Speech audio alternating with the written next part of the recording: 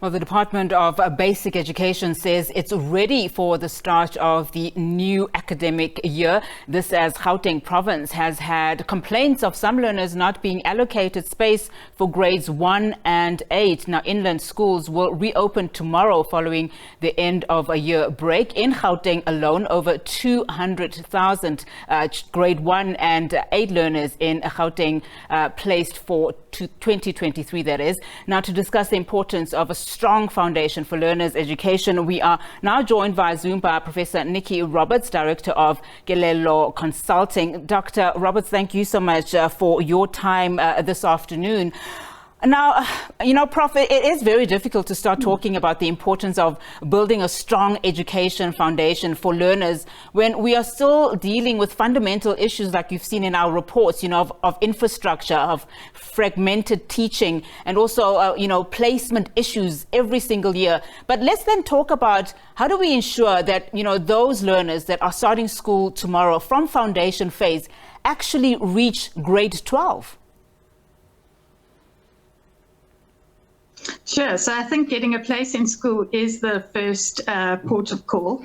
And it's fantastic to see parents actively engaged, engaging the media, engaging the department, engaging the school governing body around issues of language and the language in which they want their children to be taught. Also around meeting the norms and standards about the infrastructure, and that civil society activism is a really key part of being engaged in a child's learning.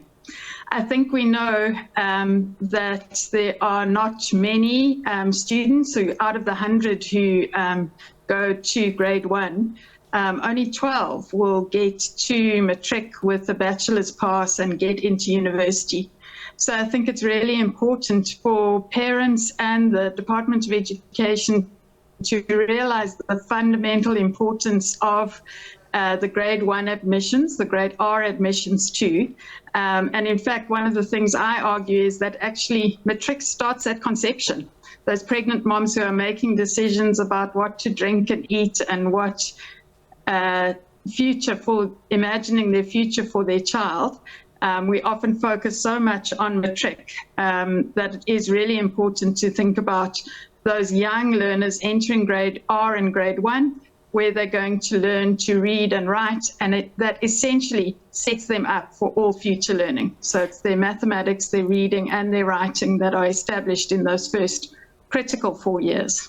And if you look at the stats, to your point, Prof, in 2021, close to 3% of 15-year-olds and nearly 9% of 17-year-olds dropped out of school. Those stats are staggering. But to your point of having, those early years and being, almost like cushioned by professionals, essentially. So then let's talk about the skills that are needed, in this profession, in the education system, particularly in South Africa, especially if you consider, what has happened in the last 3 years with COVID-19.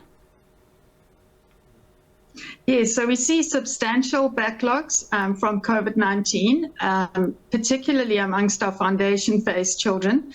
The children in grade 1, 2, and 3 who should have been learning to calculate and do mathematics with confidence and who should have been learning to read now have quite substantial backlogs.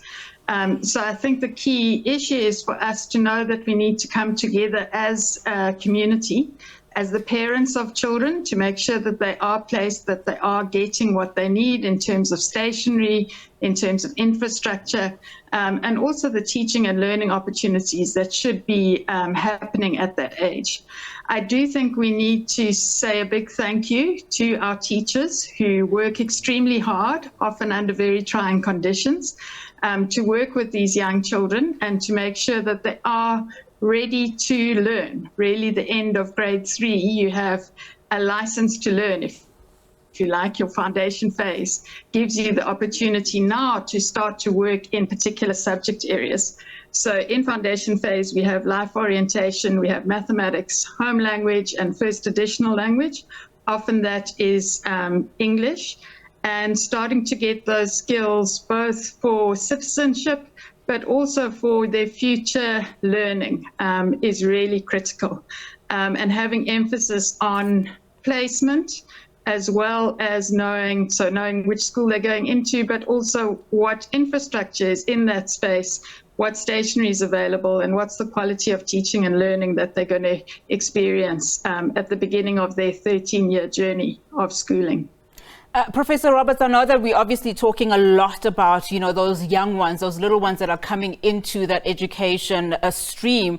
But let's talk about matriculants, if you will, just for a moment. I mean, they are waiting anxiously for their results that are expected to come out later this month. And I mean, these are probably the students that were most affected by COVID-19, if you will recall.